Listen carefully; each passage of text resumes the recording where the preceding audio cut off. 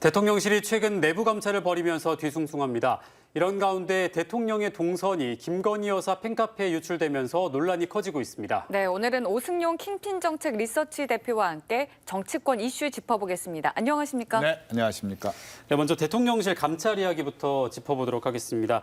감찰 대상이 언론과 자주 접촉했거나 이른바 윤핵관들이 추천한 대통령실 직원들로 알려졌는데요. 이게 입단속용이다 이런 얘기도 있고 또 검찰 출신 참모진들과 윤핵관들의 대립이 좀 이어지는 거 아니냐 하는 분석도 있습니다. 어떻게 보시나요? 일단 청와대 감찰은 두 가지로 나눌 수가 있는데요. 하나는 보안 감찰이고요. 또 하나는 직무 감찰입니다. 보안 감찰의 경우는 말씀하셨듯이 청와대 내의 주요 정보들이 외부에 유출되거나 유출되었을 의혹이 있을 때 실시하는 거고요. 네. 직무 감찰은 각 청와대 조직들의 직무 성과에 대한 불만족이 발생했을 때 이루어지게 되는데 일단 대통령실의 공식적인 입장은 취임 100일을 맞이하여 직무 감찰 성격의 감찰이다라고 얘기를 했다라는 거죠.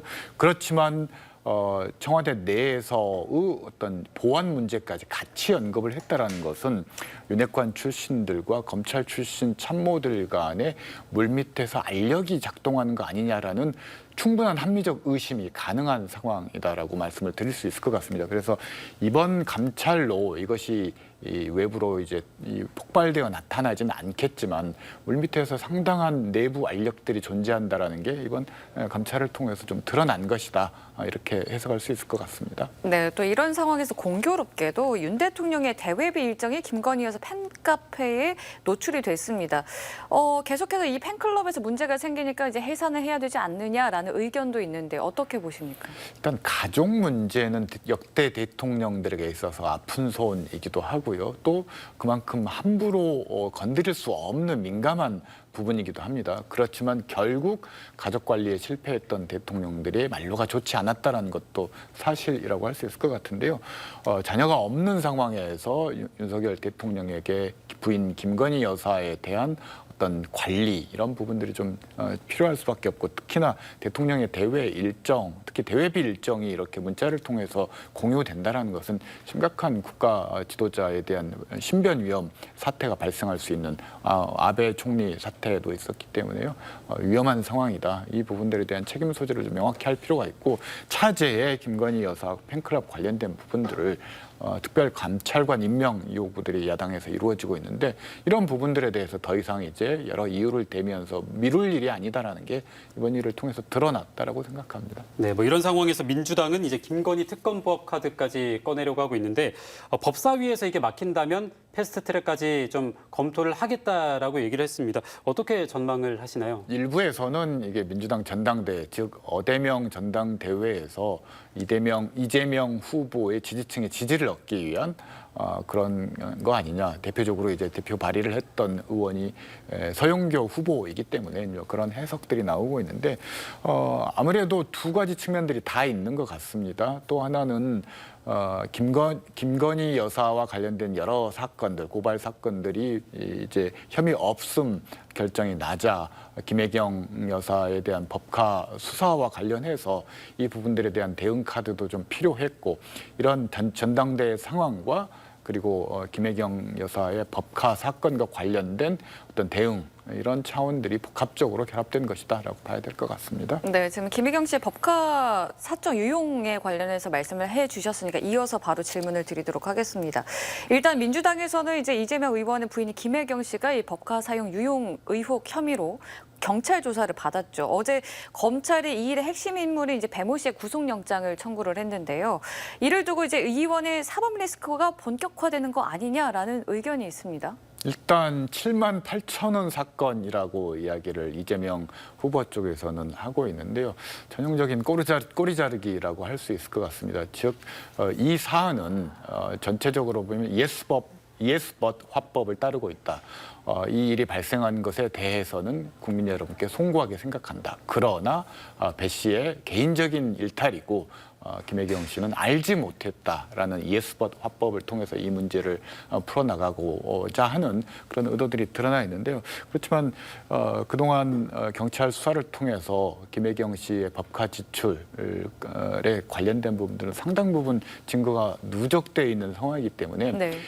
그리고 김혜경 씨를 개인적으로 수행했던 여러 증거 영상들이 있는 상황이어서 몰랐다라고 하기에는 조금 좀 궁색한 측면이 있는 것도 사실인 것 같습니다. 또 이런 상황에서 민주당은 또 새로운 변화를 시도를 했었는데 당 최고 의사결정 방법으로 전 당원 투표를 신설하려다가 부결됐습니다. 왜 부결됐는지 그리고 또 앞으로 어떻게 좀 이게 흘러갈지 좀 말씀을 부탁드리겠습니다. 정당의 최고 의사결정 기구가 민주당의 경우는 전국 대의원대회에서 이제 최고 의사결정 기구 역할을 하게 된다라는 거죠. 대의원이라는 것은 어찌됐건 당원들의 의견 수렴을 한 단계 걸러서 정제시켜서 의사를 표현한다라는 장점이 있는 제도입니다.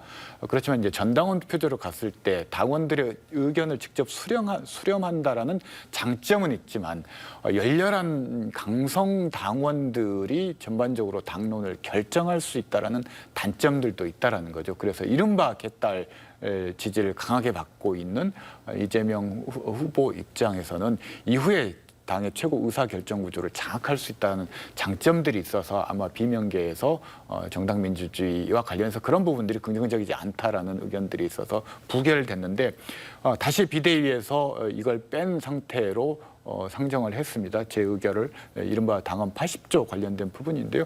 이 부분은 뭐 무난히 통과가 될 것 같습니다. 네, 이재명 후보에게 유리한 부분이었던 것 중에 하나는 안 됐고 또 하나는 오늘 이 개정 수정안에 포함돼서 의결이 됐습니다. 부정부패와 관련해서 기소된 당직자의 직무정지는 이 정치보복으로 인정되는 경우에 당무위의 의결을 거쳐서 취소할 수 있다라는 내용이 이제 당헌 80조인데 이게 이제 포함이 돼서 의결이 됐죠. 결국에는 뭐 이재명 의원을 위한 방탄용 꼼수가 아니냐라는 비판이 좀 있습니다. 의도가 그랬는지는 알 수 없지만 결과적으로 그렇게 될 거라는 것에 대해서 누구도 토를 달지는 못할 것 같습니다. 원래 아는 이 당헌 80조 그 기소 시 직무 정지를 아예 삭제하는 거였는데 전해철 의원을 비롯한 친문계 의원들의 반발이 있자 현행 유지라고 발표가 나왔는데 알고 보니 현행 유지는 맞는데 윤리위에서 제론이 아니라 당무위를 통해서 이걸 취소할 수 있는 새로운 규정을 넣었다라는 거죠. 그래서 사실상 이걸 삭제한 것과 큰 차이가 없어졌다라는 거죠. 왜냐하면 윤리위는 외부 위원들이 참여해서 의사결정을 하는 것이고 당무위는 사실상 당 지도부가 참여해서 하는 결정인데 지금 친명 지도부로 구성되는 당무위에서 이 부분을 정치보복이 아니다라고 규정해서 원래의 당안에 충실하게 윤리위의 결정과 비슷하게 결정될 가능성은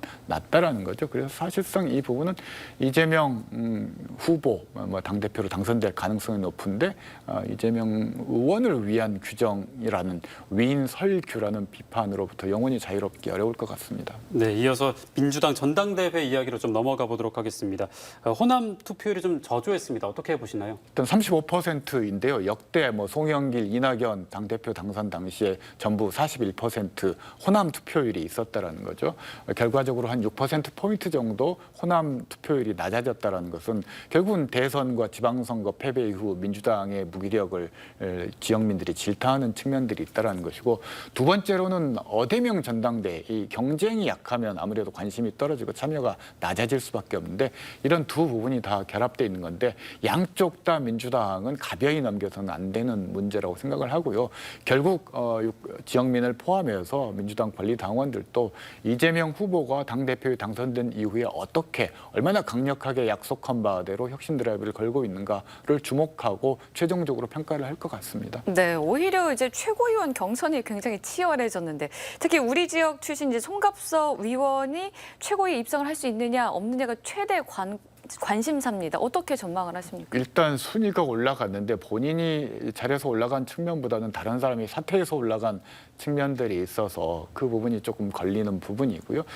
이번 전당대회는 약 80% 투표자의 80%가 이재명 후보를 지지하는 즉 이재명을 찍기 위한 전당대회이다 보니까 이재명 지지층들이 투표에 대부분 참여하고 있습니다.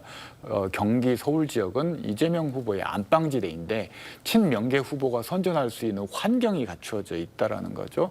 그 과정에서 호남 대표 후보를 내선 송갑석 후보가 선전하기에는 굉장히 어려운 조건들이 있다. 그렇지만 항상 투표는 마지막까지 지켜봐야 되는 거기 때문에 결과를 좀 이번 일요일까지 지켜봐야 될 것 같습니다. 네, 전당대회 결과는 다음 주에 또 오시면 저희가 좀 여쭤보도록 하겠고요. 이제 전당대회가 끝나면 총선이 2년 뒤에 남아 있습니다. 2년이나 남았는데 벌써부터 거물급 인사들의 이름들이 거론이 되고 있는데 박지원, 이용섭, 또 천정배 전 의원까지도 출마 관련해서 이름이 나오고 있습니다. 어떻게 생각하시나요? 그분들이 거물인가요? 흘러가신 분들이고 노욕이라고 생각합니다. 지금 시대는 새로운 피를 요구하고 있고 지역의 미래를 위해서도 새로운 피들이 다시 등장해서 일할 수 있는 기회가 주어지는 게 저는 더 바람직하다고 생각합니다. 네, 지역의 미래에 대해서 말씀을 하셨으니까 이제 지역 이야기 잠깐 하도록 하겠습니다. 어제 KBC 뉴스 보도를 통해서 전해드린 내용입니다만 이제 광주광역시가 자체 예산으로 이제 노면 전차인 트램을 추진을 하겠다고 밝혔는데요. 이 사업 어떻게 보시나요? 우선 지하철 2호선 노선에 사각지대가 있습니다. 그 사각지대를 연결한다는 측면에서는 광주 교통체계의 완결성을 갖춘다는 측면에서는 긍정적으로 평가할 측면들이 있다고 봅니다. 두 번째 측면, 그러면 다른 지역에서 트램을 채택하고 있는 다른 지역에서의 효율성에 대한 타당성 검토가 이루어졌느냐? 그건 아직 아니라고 봐서 이 부분들에 대한 검토가 필요하다라고 얘기할 수 있을 것 같고요. 또 하나는 이 사각지대를 메꾸는 대안이 트램 외에는 없는 것인가? 다른 교통수단으로 대체해서 더 저렴한 비용으로 더 많은 효과를 낼 수 있는 방법은 없는 것인가에 대한 그런 검토들도 같이 이루어진 다음에 추진하는 것이 시민들의 여론, 공론화 과정을 통해서 추진하는 것이 저는 바람직하다고 생각합니다. 네, 오승용 킹핀 정책 리서치 대표와 함께 정치권 이슈 짚어봤습니다. 오늘 말씀 잘 들었습니다. 고맙습니다. 네, 감사합니다.